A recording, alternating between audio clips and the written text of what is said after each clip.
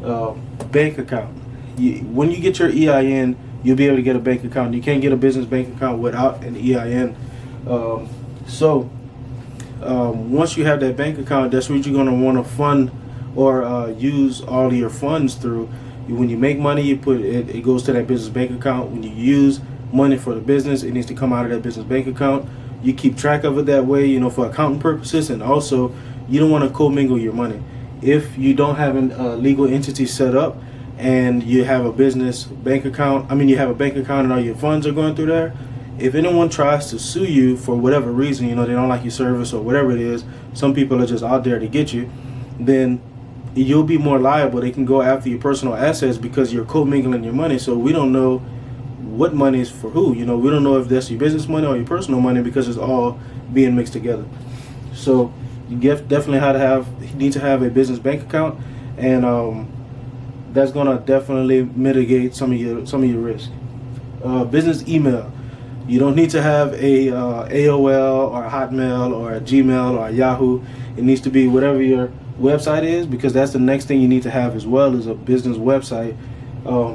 Let's say it's taxadvisors.com. Your email needs to be info@taxadvisors.com or support@taxadvisors.com or whatever it looks like for your business. But it needs to be professional. It needs to be legitimate, because all of these people that we're applying for credit with, they're going to look you up, and if you don't look legitimate, they're not going to give you their money, because they don't want to risk their money or lose their money. They want to make sure when they give you money, you'll be able to pay them back. And also a business license. Some industries require you to have a business license to run your business, and if you don't have that, these people are going to be checking for that. If you don't have that, you're not going to be able to get approved for funds with them, because you're not following the guidelines that you need to follow for your own business. So why would you follow their guidelines when it comes to paying them back? And that should be it.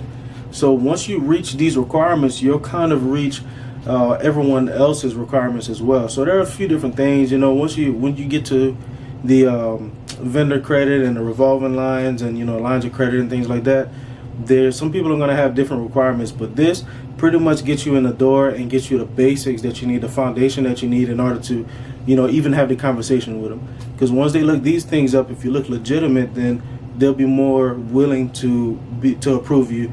And so when you deal with us, we know all of the vendors and the credit issuers that we deal with, we know all of their requirements. So it's not like you're going to them and hoping. Like if you go on YouTube, you'll find places like Uline and Granger. But what they don't really tell you is Uline and Granger's requirements. They also don't tell you who they report to, because that's something that you have to know. If you don't know who they report to, you don't know who what's business credit profile you're kind of building up. If you don't have at least 3 accounts reporting to Dun & Bradstreet, in some cases you won't even have a business credit score. And if you don't have a business credit score or a profile with Dun & Bradstreet, then Experian and Equifax business are going to give you a failing score. So that means anytime you try to go and apply for something, they're going to look at you as risky. So they'll say that your credit profile is too thin. You actually don't have any trade accounts, so it makes you look fraudulent. Some of the biggest companies that you go to, Walmart, for instance, runs off of business credit. So this is definitely beneficial. If you're looking to get business credit, you have to have all of these things.